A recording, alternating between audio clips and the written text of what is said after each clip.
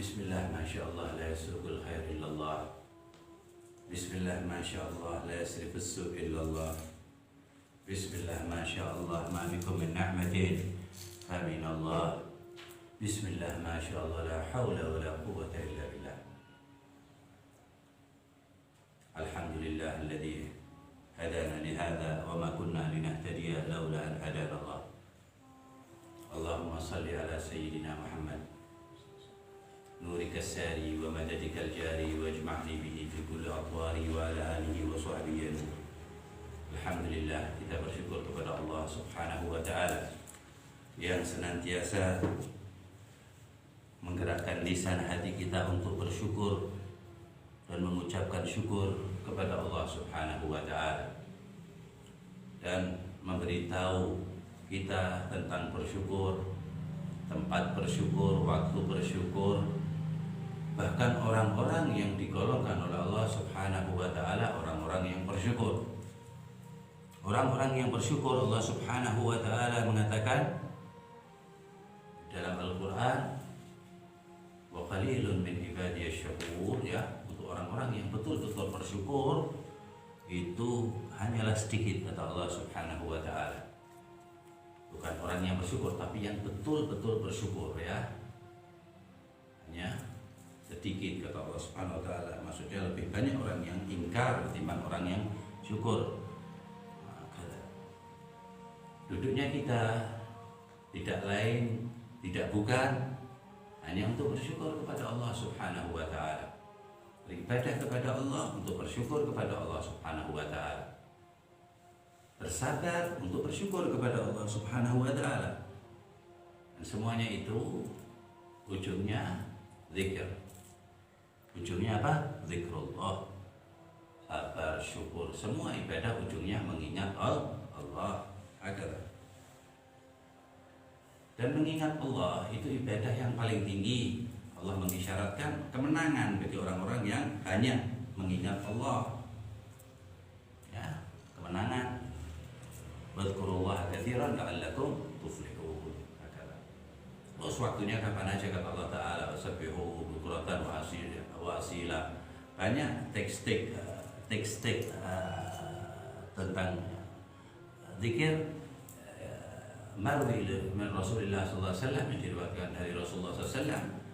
Al-Quran juga, ya, Al-Quran nomor 1, terus dari sunan, yaitu sunnah-sunnah Nabi Muhammad sallallahu alaihi wasallam yang sifatnya zikir kepada Allah Subhanahu wa Ta'ala. Kemudian juga ada fasal, ya, bagian-bagian orang itu dikategorikan bersyukur apa tidak. Bersyukur yang jelas, yang disyariatkan secara umum, mu'tabar, itu imtithal awamirillah, nurut apa yang diperintah Allah, menjauhi apa larangan Allah, itu termasuk bersyukur kepada Allah Subhanahu wa Ta'ala.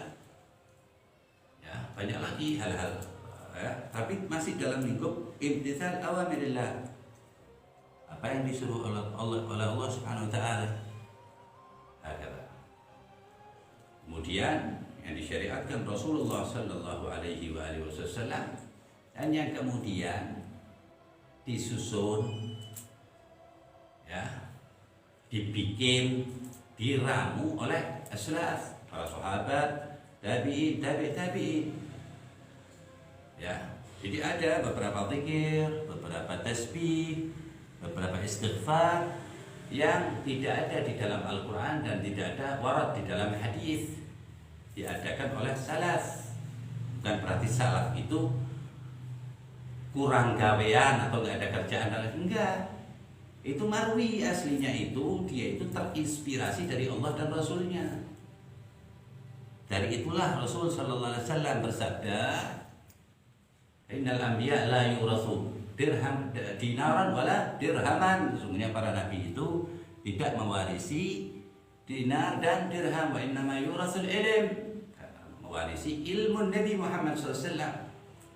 Di hadis lain, al ulama warasatul anbiya. Terus gimana? Suruh jeplak aja begitu, apal Quran, apal hadis, mengamalkan, selesai? Enggak. Banyak hal yang tidak tertulis di dalam Al-Quran. Kalau maknanya, artinya, maksudnya nggak ada yang keluar di dalam Al-Quran. Semua yang di langit, di bumi, yang akan datang, yang sebelumnya, semuanya ada di dalam Al-Quran. Al-Quran sendiri, Allah Subhanahu wa Ta'ala yang berfirman di dalam Al-Quran, ma farratna fil kitabi min syai', tidak ada yang kelewat, semuanya ada di dalam Al-Quran. Seperti itu. Al-Quran ini luas, nggak boleh dileter-leter, kurang ajar. Orang yang tidak mentakwilkan Al-Quran, takwil pun harus hati-hati. Nabi Muhammad mendoakan Sayyidina Abdullah bin Abbas waktu lahir, ketika itu Rasulullah lagi diboikot di Jabal Abu Talib atau di Wadi Abu Talib. Diboikot 2-3 tahun Nabi Muhammad dan keluarganya Bani Hashim, Bani Muttalib oleh kafir Quraisy. Lahirlah Sayyidina Abdullah bin Abbas di masa itu. Doakan sama Nabi Muhammad SAW bahwa ini Allahumma rzuq ilmul Quran, ya Allah berilah bayi ini nanti kelak orang ahli Al-Quran, takwil Quran. Jadi berapa? Gimana? Kalau orang mentakwil tidak mentakwil Al-Quran, berarti bertentangan. Ada memang ayat-ayat muhkamat, mutasyabihat, itu tuh sudah termasuk takwil. Misalnya ini ayat mutasyabihat, ayat muhkamat, ayat yang menghakimi ayat, seperti itu. Jadi cara pandang beku ya sama cara pandang cair itu jauh lebih afdal pandang cair. Nah, seperti itu. Seandainya botol ini dimasukin benda yang baku, keras segini nggak bisa masuk. Tapi kalau cair, padahal itu benda itu cuma segini gepek tapi nggak masuk karena keras. Nah, tapi kalau cair masuk. Begitu pula hati, nggak bisa dimasukin yang keras-keras kecuali hati yang dikeraskan oleh Allah Subhanahu Wa Taala. Semoga Allah Subhanahu Wa Taala melembekkan hati kita, terus kemudian Allah Taala menetapkan hati kita, jalan kita. Allahumma ya muqallibal qulub, doa dari Nabi, tsabbit qulubana ala dinik. Ya Allah yang membolak-balikkan hati, jadikanlah hati kami adalah hati yang selalu di dalam agamamu. Agama Allah Ta'ala gak bisa diambil sendiri lewat risalah Nabi Muhammad SAW. Ya. Dan juga orang-orang juga gak bisa ngambil dari Nabi Muhammad SAW. Makanya ada sahabat, ada tabi'in, ada qarnul ula, qarnul tsani, qarnul tsalits, zaman pertama, abad pertama, abad kedua, abad ketiga, sampai sekarang. Disitulah perlunya sanad. Ya, dari situ terjadi beberapa hal yang sifat teksnya nggak ada di dalam Quran dan hadis, seperti itu. Ya. Kemudian orang mentafsirkan macam-macam. Nah, Allah alam semua. Niat mereka insya Allah baik-baik semuanya.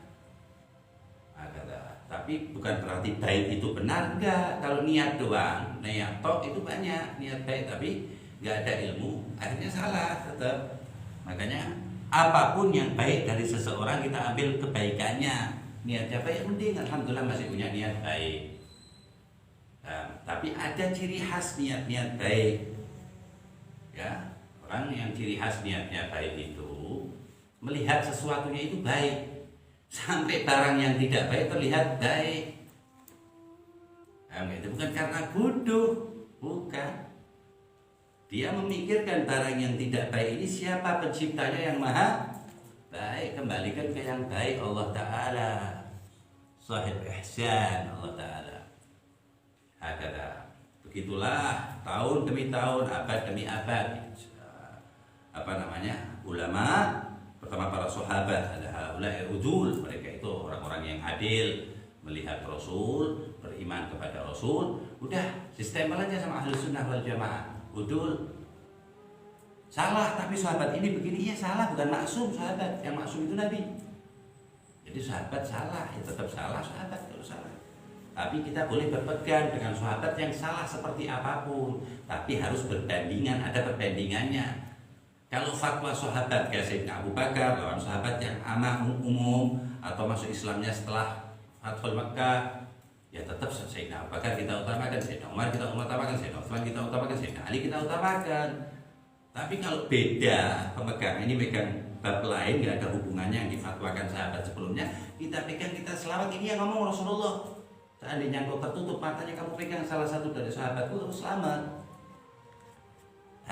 Itu kan Rasulullah menunjukkan makamnya Rasulullah, tingginya Nabi Muhammad Sallallahu Alaihi Wasallam. Kemudian ada khilafiyah macam-macam ya.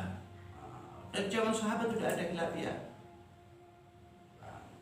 Ahlus Sunnah wal Jamaah enggak menyalahkan sahabat yang A atau yang B, di khilafiyah di dalam sahabat pun.